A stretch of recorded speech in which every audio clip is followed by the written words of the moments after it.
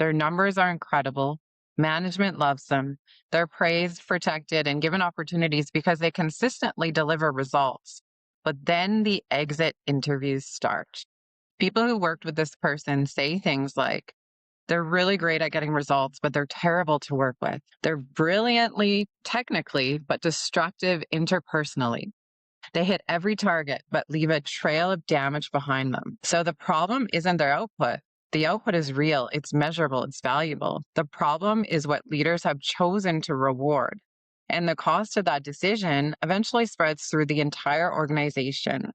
And so today we're talking about why confidence, charisma, and strong financial results often get mistaken for high value, why organizations tolerate behavior they shouldn't, and why toxic high performers continue to get promoted, and what happens when leaders confuse performance with character.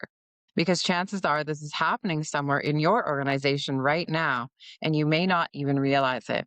Here to talk about this is David Cohen, founder of DS Cohen and Associates and author of Selecting the Best, which is a book he wrote, which we will link in the show notes for you to have access to. So check out his book and stay tuned as we dive into this really great conversation. David, confidence can be misleading. I know I've been sold a few things by really confident people and realized later that it wasn't the case. Why do organizations protect these people who deliver results but damage culture? Well, thanks for asking the question. It's an age-old story. It started, with snake oil salesmen way back when they would convince you to buy this stuff because they're confident. People who come across with confidence, with a story they're enthusiastic about, without that hesitation, they are people that we have a tendency to want to believe because they sound like they've got their act together. So during the interview, it's where it starts. The hiring manager is fooled by an overconfident person. The analogy I use is the difference between the camera and the film, the picture and the actual film itself. The picture that's captured is a point in time. So it's like when you're given the psychometric tests of the big five or whatever, it just captures that person of who they are in that moment, of what they are, their trait that they're inclined to do. It doesn't tell you that they will actually live that trait. It just says at this point in time, this is it. What you're really looking for is not the picture. You're trying to look at the film. You're trying to look at the motion picture. What are the actions behind that picture that actually capture it? So the metaphor of the interview could be a confident person who gives you a great picture of what they want you to perceive versus understanding the actions behind it, the motion picture, the film, which actually tells you the person do it.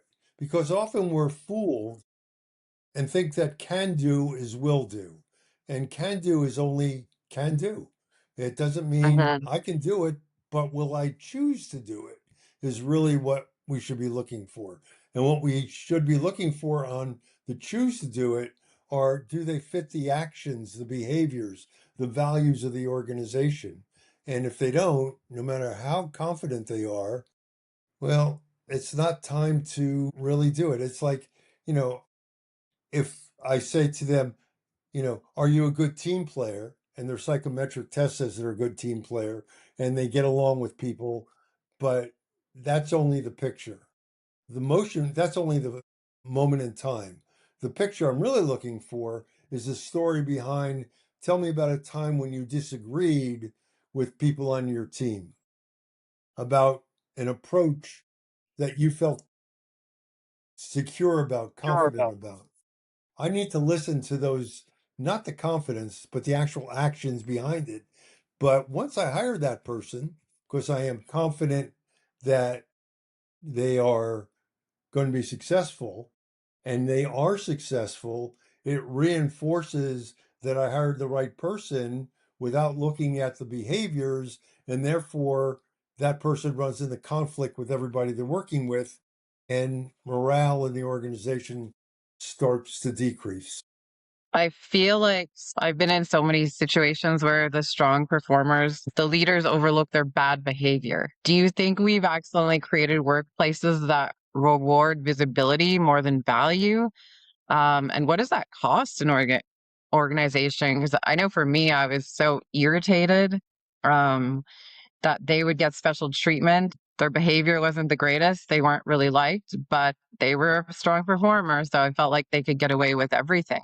They would show up late, they would leave early. Um, yeah, it's like an icky feeling when you're surrounded by that. Yes, absolutely, because confidence is reinforced by this person being successful, making the manager look good, getting the numbers. So Hmm. we interpret that as their truth, and it becomes a self-fulfilling perpetual prophecy that the person I hired because I was confident they're confident is now showing they can get the numbers. And that gives me reassurance that I've hired the right person, and therefore I stick with them. What they're not looking at is the downside. And Gallup came out recently with a survey that said that organizations in the United States alone are losing $2 trillion a year based on bad employee experiences. And those bad employee Wow. experiences are often connected to exactly that perceived superhero because they get the numbers without considering what's the impact on the rest of the organization. So that creates a bad employee experience because the employee experience is, employee engagement's that snapshot of that picture. At that point in time on that day, this is what people felt. But the employee experience is more like a flow of a river that goes over time that says during the flow of this river, there's been different incidents, different things have happened, and the accumulative feeling is the experience. So, employee surveys that capture that moment in time, they're nice. They can get you a most admired business, but it's not going to get you employees that are having a positive experience. What happens to trust when employees see different rules for different people? Like when I was seeing that person coming in late, leaving early, and not just to get it, there's no consequences for their actions. But then another person would get, spoken to about that behavior. What Well, does that do to an organization? that destroys employee experience. That Hmm. destroys trust. In other words, the organization, people are used to a pattern of behavior, and that pattern of behavior is aligned with what their expectations are. So if I expect that the boss is going to say certain things about certain behavior and does to everybody except this person, and this person is associated with the person who is getting the best results or is coming up with solving problems that others aren't, but as you said, leaves a wake of disaster behind them, then I lose trust in that leader and I lose respect for that leader. But it's really interesting because if that happens all the time, you lose respect for the leader, but you have a confident trust that they'll always behave differently to people that get the results they want. And if you don't get the results they want, they treat you different. You can trust they'll have a certain reaction at a certain time, but have no respect for them. So you have to have, for leaders to be successful, they have to have the combination of respect and trust. Because without that, they're not going to win over any popularity contest or the hearts of their employees to go above and beyond. Have you seen like firsthand situations where one person costs the company far more than their revenue contribution? Like, do you have examples of where one person has kind of spoiled the whole carton of eggs per se? Yeah, there's quite a few. Unfortunately, there's quite a few.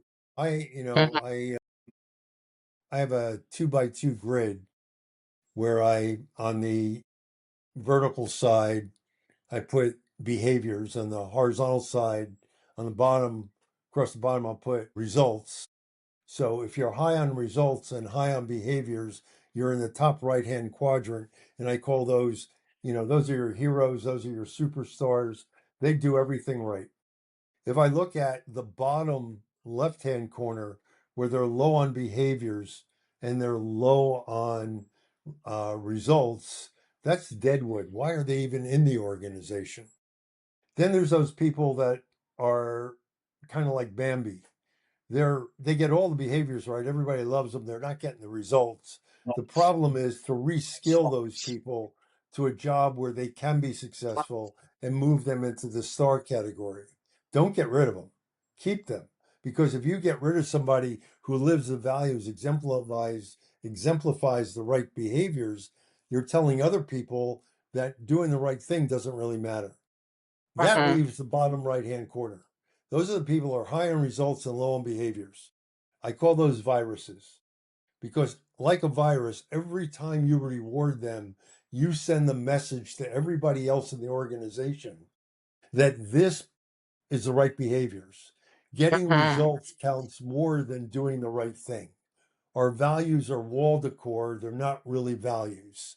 They're nice to put out there to maybe attract a new employee, but once they're here, they're not going to be attracted. They're going to find that, they joined an organization thinking that it's a rose garden and find out it's nothing but thorns.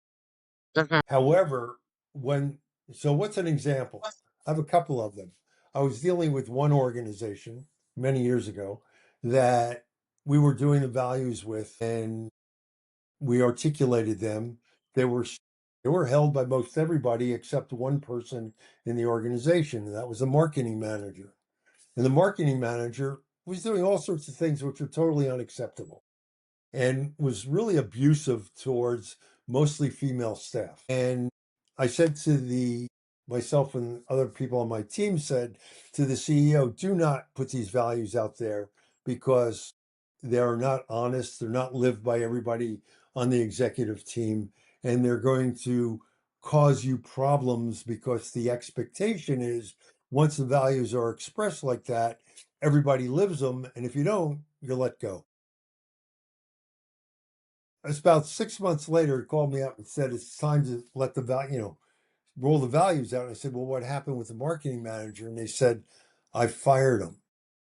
Mhm. And what happened when I fired him, he said, was even more interesting.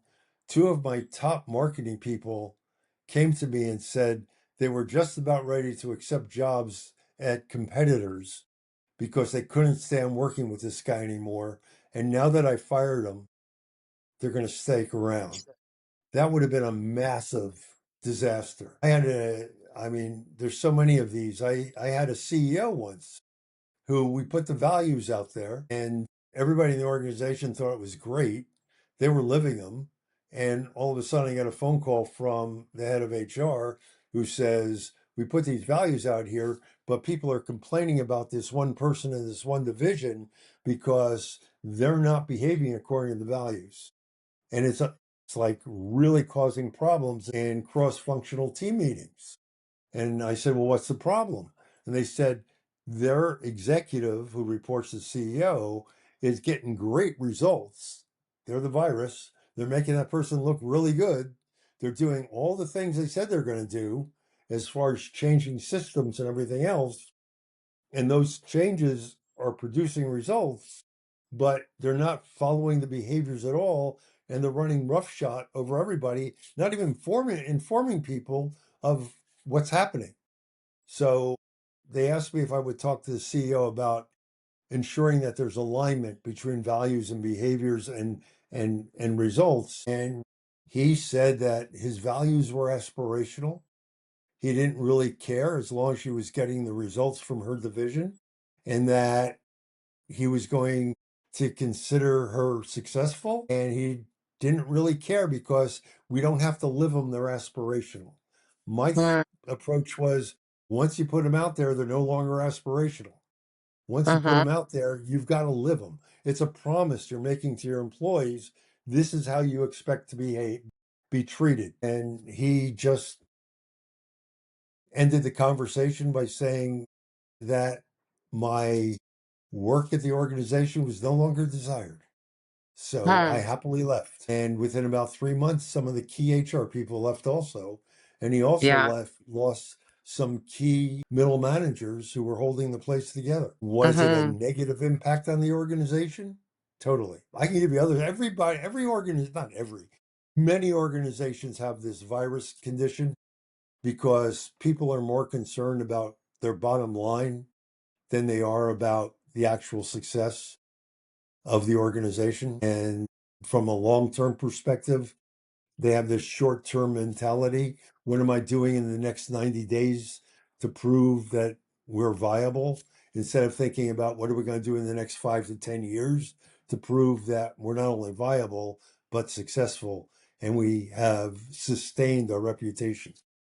It's interesting because it's not only like confidence can be misleading in so many ways. And if someone is really charismatic as well, I also find that personalities can conflict. And so, I mean, CEOs and leaders are just like anybody. And so they sometimes have a difficult time honing that person in because of many different things, not only like that they're bringing in money and like making the bottom line, but the personality conflict and they're just it's hard to resolve for some reason, even though it's obvious the difficult conversations don't happen. I want to be clear.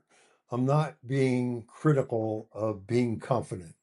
Confidence is a good thing. It's a valuable skill.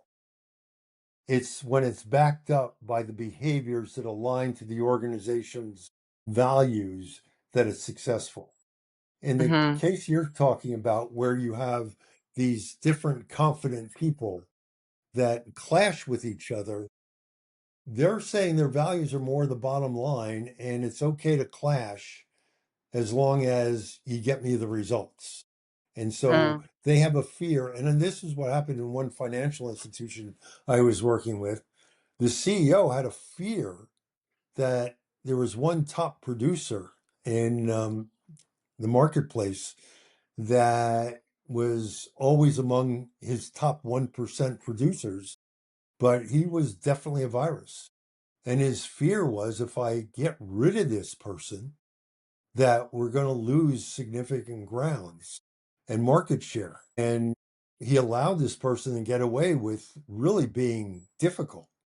And morale was sinking in the area this guy was working with. And finally, he didn't put up with it. He fired the person, and he found out something that a lot of people find out. Other people didn't like this person either. And as soon as he fired him and replaced them, his bottom line improved. So it's Wow. really interesting that if you have the courage to do the right thing, the results turn out to be a lot better because people are looking for you to do the right thing, and not having the courage to do the right thing causes people to have a bad experience. And a bad Hmm. experience leads to, safety issues, leads to absenteeism, things not getting done on time, lack of commitment, turnover. And all these things they don't look at those as financial issues. They're looking at the bottom line of what the person's bringing in. But reality, those start to build up for financial issues, which far exceed what the person's bringing in. So I would say, you know, if you have values and you know the person's not behaving correctly, work with them, get them a coach if they're coachable, get them support. And remember, behavior is a function of its consequences. And what you have done by celebrating this person's victories and not paying attention to the behaviors, you have rewarded this person so they feel without reservation their behaviors are successful. So the consequence of you giving this person recognition, letting them stay on the job, whatever, promoting them to a new position, you're reinforcing that their behavior is acceptable. So the consequence of their behavior is acceptable. If their behavior is not acceptable, change the way you reward them and talk to them and the consequences, because it's not going to work. unless you change the consequences. Yeah, it's really interesting that once you get rid of that high performer who's toxic, the organization celebrates that, and then they want to put more effort in. I've seen people step up after a toxic person has been let go or has left, and the whole place changes, and they end up being so much more successful. It's so interesting. How do you measure someone's impact on culture, though? Well, that's a really interesting question. And if we had the right answer for that, you and I'd make a lot of money. But because there's many different ways you can, people make a mistake and they use these culture indexes, but those indexes are somebody else's definition of what the right culture is. They're not your definition of what the right culture is. So, in order to understand the right culture, you have to understand your values and the consequences you put out there, the celebrations, the way things are set up, the ergonomics of the organization, and see if people are aligned to them. There is no one. I get confident in speaking about the fact that you cannot impose a culture on somebody that is not aligned with their values, their Mhm, beliefs, and therefore what the right culture is for your organization that is going to create success and have a positive employee experience in your organization can be very different from another organization. So using one standard to measure organizations culture's success is to me a very misleading road that's going to cause you all sorts of problems because it's going to cause you to behave in a way that's not natural for you.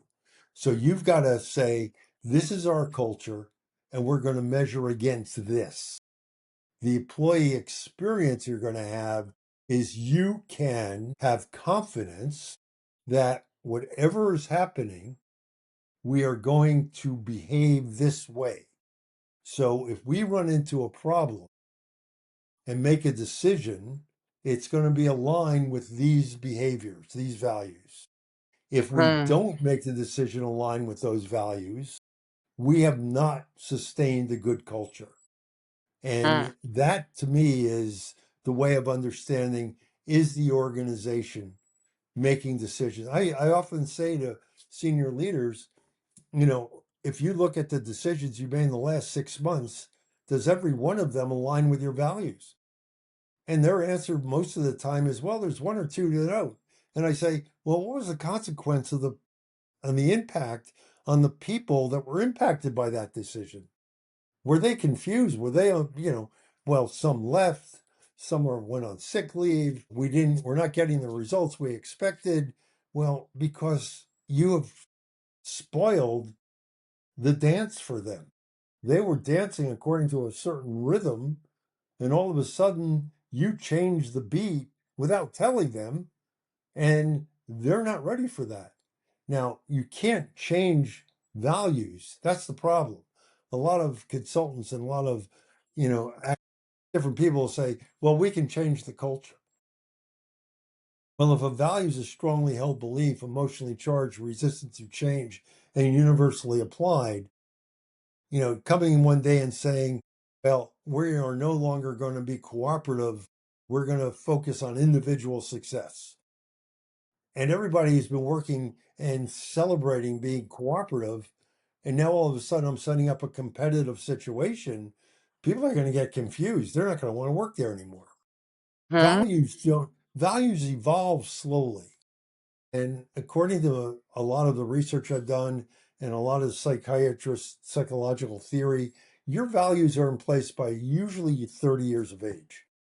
And they will change with a significant emotional event in your life, but that's very rare. So if you have hired people according to your values and you don't act in contra or allow people in the organization to contradict the behaviors of those values, you're going to have a positive environment, a positive culture, a good employee experience. But if you are confusing them with treating different people differently, conflicting the values in one area and counteracting them in another, and treating you according to whatever, people are going to be confused. What's going on here? We like Mm, predictability, and those values give us that comfort of predictability. They're like the comfort food of an organization. absolutely. Let's talk about your book. So you wrote Selecting the Best, and I'm curious as to how overconfidence shows up in the hiring process. So can you give us some examples of clues that might show up that someone may deliver results but struggle with relationships? Yeah, let me give you one very specific one. I was asked by one of the financial institutions here in Canada to help with an interview process, to actually conduct the interview for a very senior position where the business strategy was going to change from an audit process, which had been historic part of the bank's process, to a more customer focused process. And there were a number of people that they wanted to interview that were had high visibility. And this one person comes in to the interview. His resume's impeccable. He's worked internationally. He is dressed immaculately for a banker of 30 years ago or 25 years ago, whenever this was. Neatly pressed, every hair in place. Everything looks good on paper. And I'm talking to him and asking him behavioral questions, not about will he do, what will he do, what what can you do, but what you will do. And he keeps focusing on the can do. I have done this and I have done that. And he had confidence up the gazoo.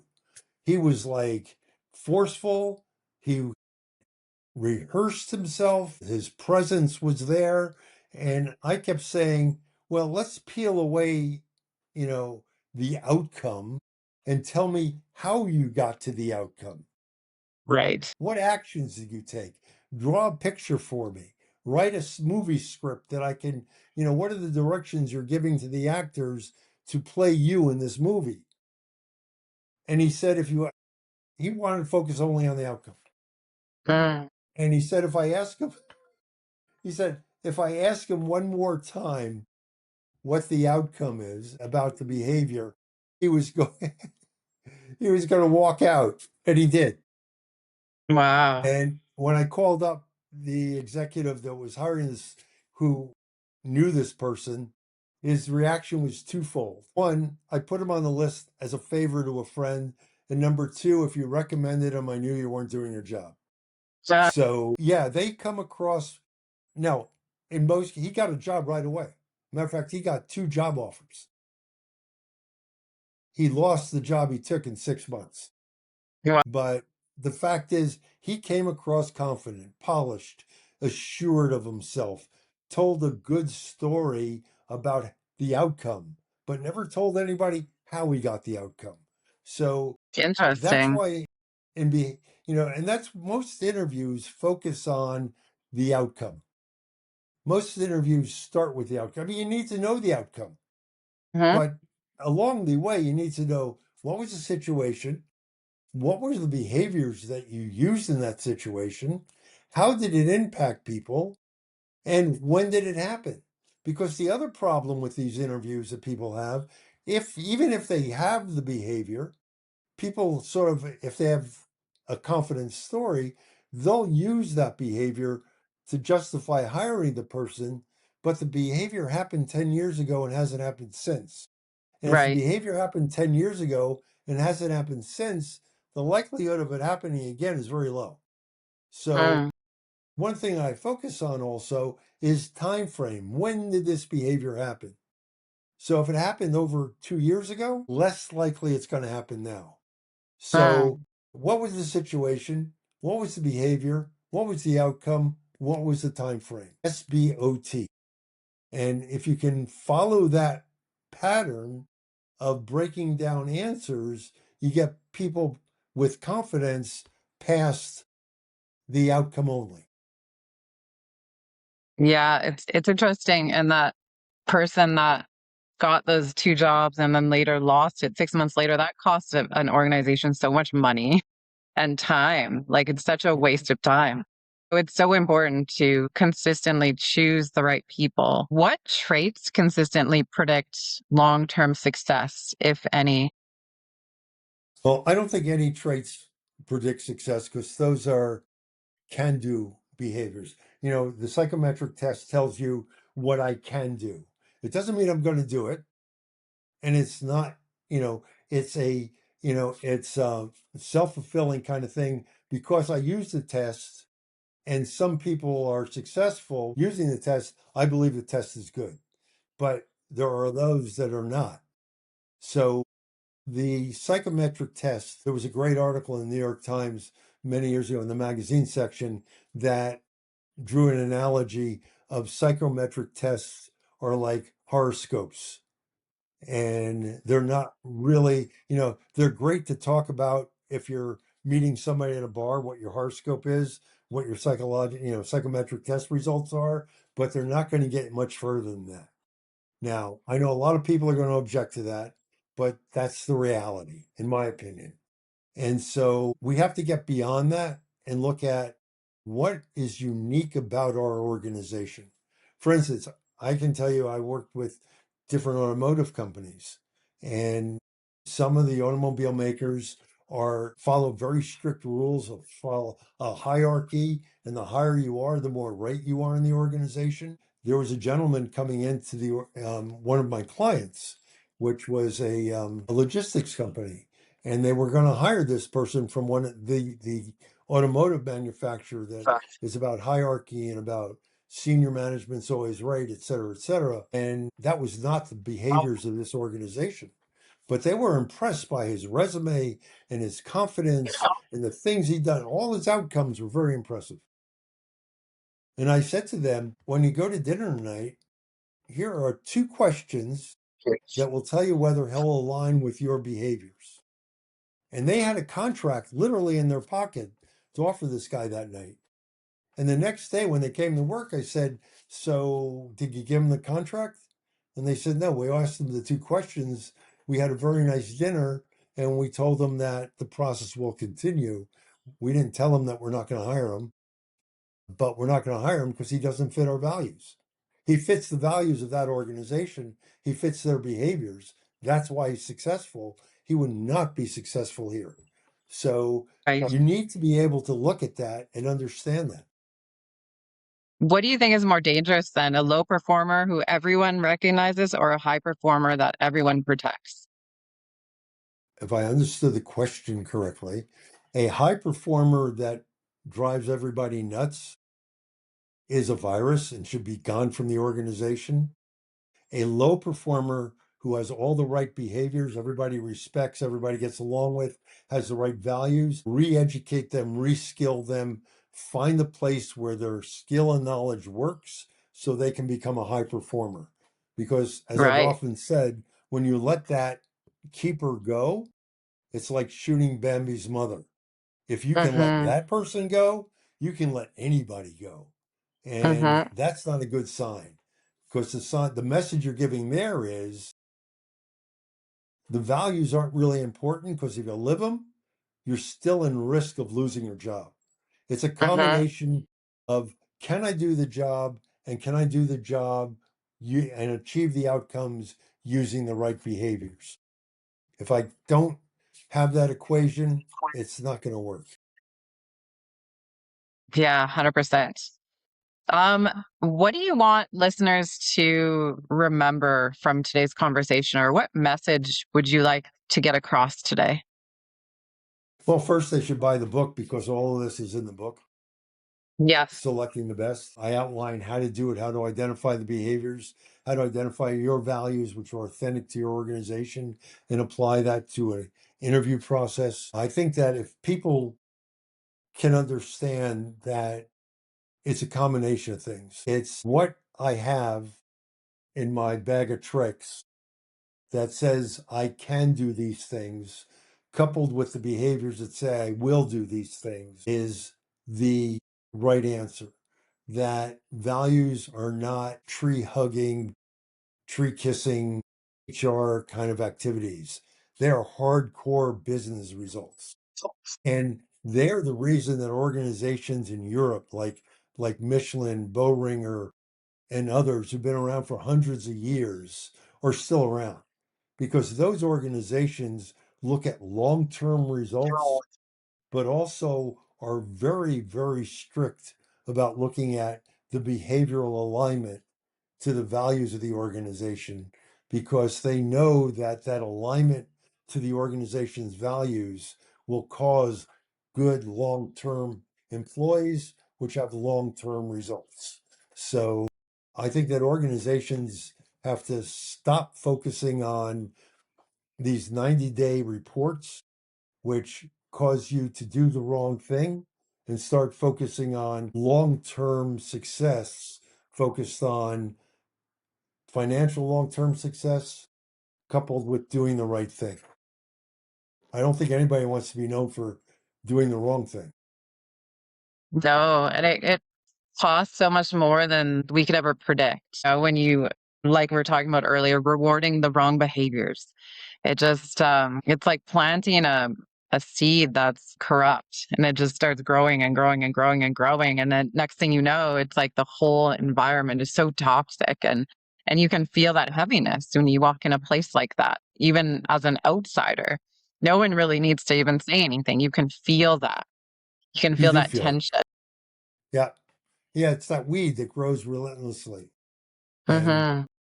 you know, the impact that people don't understand is the cost of having to replace an employee far exceeds the cost of their salary, Hmm. because people think, well, it's the cost of the recruiter, the cost of this, the cost of that. And a lot of organizations say it's 25% or 30% of the person's salary.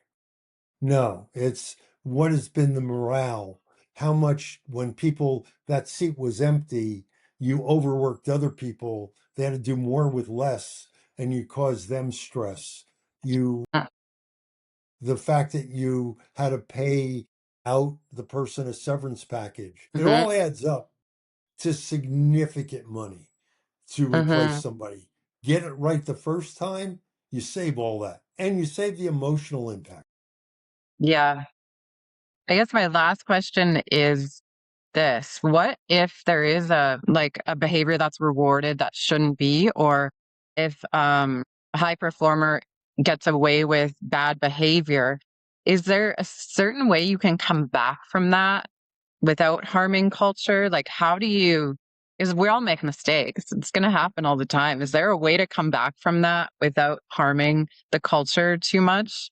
Or is it Actually, best to just release that person? well, I think that you, first of all, the humanist in me says, get that person a coach, point it out. A lot of people just don't know that they're acting wrong because they have Hmm. been successful doing a certain thing. And we'll make that adjustment. Might take time, might take coaching, might take a different way of rewarding them. As I said, the consequences have to change, and that person will become successful. The Hmm. interesting part is, if you don't do that, you will destroy your culture. So, Right. like the one example I gave where people stayed with the organization because he let that one person go, the message by dealing with that bad behavior is you really care about your culture and your values and your people. Not dealing with the bad behavior will send you down a slippery slope that is not going to have a good ending. Yeah, I agree. Well, thank you so much for being here today and for talking about this. I mean, I see it happening all the time, and I'm always approached by super confident people. So it's a really important conversation to have. Yeah, it is. Thank you. Glad we could do it. Thank you. Yes, absolutely. And so thank you to our audience for tuning in. Just a reminder that the best employee isn't always the person producing the biggest numbers. Sometimes the most valuable people are the ones building trust, supporting others, solving problems, and making everyone around them better. Results matter, performance matters, but character matters too. When leaders reward results at any cost, eventually that cost does show up in turnover, in culture, and in trust. And so it's in the people that have quietly decided they've had enough. To learn more about David Cohen and his work and his book, Selecting the Best, please check out the show notes for links to learn more about him. And if you have any questions, please leave them in the comments below. We do read them and we will get back to you as soon as we can. Thanks for tuning in, everyone. Take care. Until next time.